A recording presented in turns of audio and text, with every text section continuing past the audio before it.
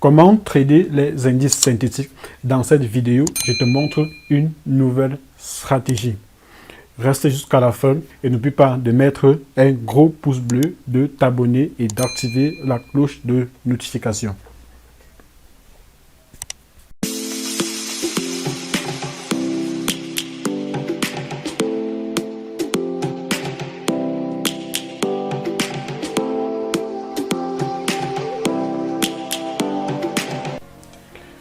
Cette stratégie, vraiment, elle est magnifique. Cette stratégie, tu vas l'appliquer sur le Forex, les indices synthétiques.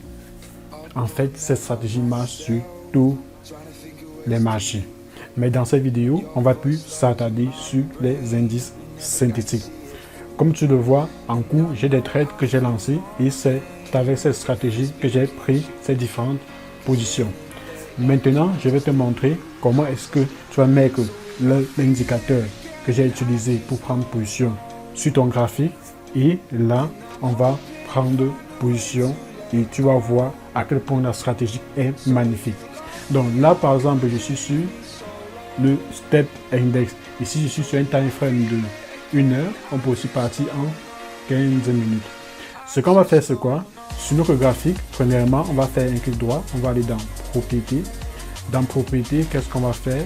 On va enlever le grillage. On enlève la grille. Ensuite, on va enlever le volume. Donc là, je fais un clic droit. Je vais cliquer là sur volume. Maintenant, sur mon graphique, je veux mettre l'indicateur que tu vas utiliser pour prendre tes positions. Donc, sur mon graphique, comme tu le vois ici, je vais faire un clic droit. Ensuite, je vais faire là, je vais cliquer sur New Strategy Trading MT5. Là, directement, j'ai l'indicateur sur mon graphique. Mais toi, ce n'est pas ça que tu vas faire. Moi, je vais te montrer comment configurer l'indicateur. Si tu n'arrives pas, tu m'écris. Je vais laisser le lien de mon canal Telegram et de mon WhatsApp en description. Je vais aussi mettre dans mon canal Telegram et sur mon site. Là, tu vas télécharger l'indicateur et directement appliquer le modèle. Mais là, ce que je vais faire, c'est quoi? Je vais faire clic droit, liste des indicateurs et je vais supprimer tout. Donc, voici les différents indicateurs qu'on va utiliser. Bollinger Band, Stochastic, Oscillator et Ichimoku Kinko Io. Déjà, si tu n'es pas abonné, clique sur t'abonner, mets-moi un gros pouce bleu, j'ai besoin de beaucoup de j'aime pour pouvoir faire des vidéos de ce genre et te montrer comment trader. Donc, mets-moi un gros pouce bleu, active la cloche de notification, abonne-toi si tu n'es pas encore abonné et ensemble, on va aller jusqu'au sommet. Maintenant, qu'est-ce que je vais faire ici? Je vais cliquer là, je vais cliquer sur effacer. Je vais effacer tous les indicateurs. Là, je vais effacer.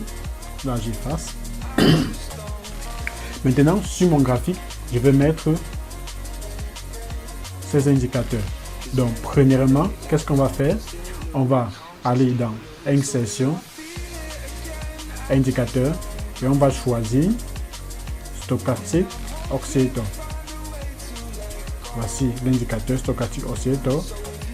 Tu vas le configurer comme si tu vas mettre niveau 10, 20, 80, 50 et 90. Donc, tu vas mettre tous ces niveaux-ci là. Tu vas mettre tous ces niveaux. Ensuite, tu vas partir dans Paramètres. Tu vas mettre période de pourcentage K, 50. Période pourcentage D, 40. Tu vas mettre le ralentissement à 2. Tu vas mettre le champ de prix, Low Height. Ensuite, tu vas mettre méthode linéaire. Et tu vas mettre la couleur rouge, tu peux mettre blanc si tu veux. Et ensuite, tu vas mettre sur le signal, tu vas mettre non. On n'a pas besoin de voir ici le signal, donc tu mets ici non. Ensuite, ici, tu vas mettre 4 pixels, comme ici. Ensuite, tu vas cliquer sur OK. Voilà donc notre premier indicateur sur le graphique. Ce qu'on va maintenant augmenter, ce sont les bandes de Bollinger. Donc, on va partir dans Insertion, Indicateur.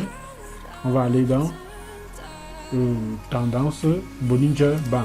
Donc, on va maintenant ajouter Bollinger Band, période 20, dérivation 2. Et là, tu vas cliquer sur Ajouter. OK, voilà notre Bollinger ban. Maintenant, ce qu'on va ajouter sur notre graphique, c'est l'Ishimoku. Pour ajouter l'Ishimoku, on ne va pas l'ajouter comme on a fait pour les précédents. Pour ajouter l'Ishimoku, on va venir ici. Là, on vient là. Qu'est-ce qu'on fait? Ici, on va venir chercher Ishimoku. Donc ici, on va rechercher Ishimoku dans tendance. Sur les indicateurs, si on recherche Ishimoku. Donc voici Ishimoku. On va le porter et on va venir déposer ici. Là, comme ceci. Là, ceci va s'afficher. Ceci va s'afficher. Donc, qu'est-ce que tu fais? Ici, tu vas mettre Tenken vert, Kinjunsen bleu. Et tout le reste, tu vas mettre en on. On n'a pas besoin de tout ceci. Tu vas mettre en on. Et tu vas laisser les paramètres de défaut et tu vas cliquer sur OK. Là, voilà notre indicateur qui est prêt. Maintenant, il nous reste à prendre position sur le marché. Comment est-ce qu'on doit faire? Pour prendre position sur le marché, on va attendre que notre stochastic oscillator arrive à ce niveau-ci, comme tu le vois, à ce niveau-ci, et que notre Ishimoku vienne traverser notre stochastic oscillator et passe la ligne 20. Là, donc ça veut dire à ce niveau-ci, on va prendre position. Et lorsque ça va passer cette ligne 20 et ça va partir, c'est-à-dire le vert va passer au-dessus du bleu, là tu prends une position achat. Position achat. Tu prends cette position-ci, position achat. Et aussi, sur ton graphique, tu vas voir le Bollinger va cogner la ligne du plus bas. Là, ici, c'est un achat vraiment parfait. Donc, tu prends cette position-ci, achat à ce niveau-ci, et tu vas rechercher cet objectif-ci, le plus haut. Tu peux décider aussi de laisser courir ton trade jusqu'à ce que ton stochastic oscillator arrive à ce niveau-ci. Là, tu coupes ton trade. Tu peux décider de couper à ce niveau-ci.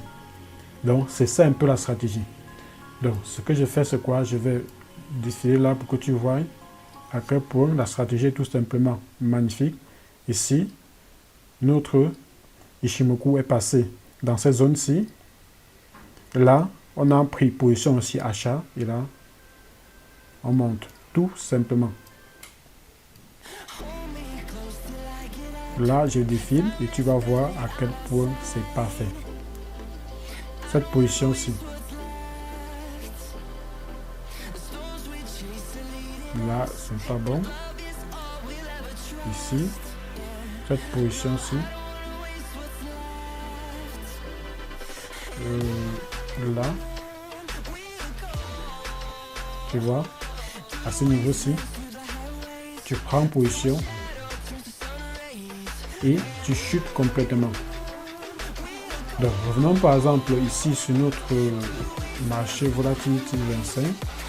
Ici, j'ai pris une position sell à ce niveau-ci. Pourquoi j'ai pris une position sell? Là, j'ai pris cette position déjà, il faut le savoir, en retard. Parce que je n'étais pas devant les écrans. Donc, cette position, je l'ai prise en 1 heure. Je l'ai prise sur le graphique d'une heure.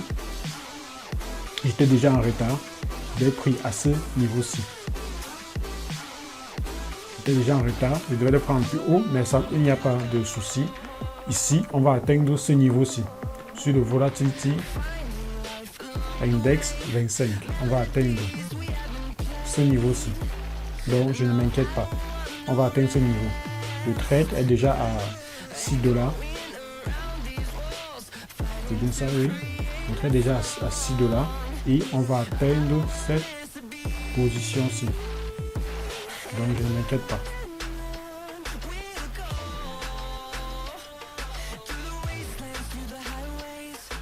Donc c'est comme ça que vous allez prendre position sur le graphique avec cette stratégie. Vous voyez à quel point la précision de détail sur le gros time frame. Vous voyez là, ici. Et là, le marché chute. Vous êtes entre 80 et 90. Ça, c'est pour un sell. Et le marché chute. À ce niveau-ci, vous avez pris position là, vous ne vous inquiétez pas. Le marché va remonter. Et c'est ce qui s'est passé. Tout simplement. C'est un peu ça la stratégie. Donc il faut être patient et attendre le bon moment pour prendre un trade qui va faire basculer le marché. Comme vous voyez là.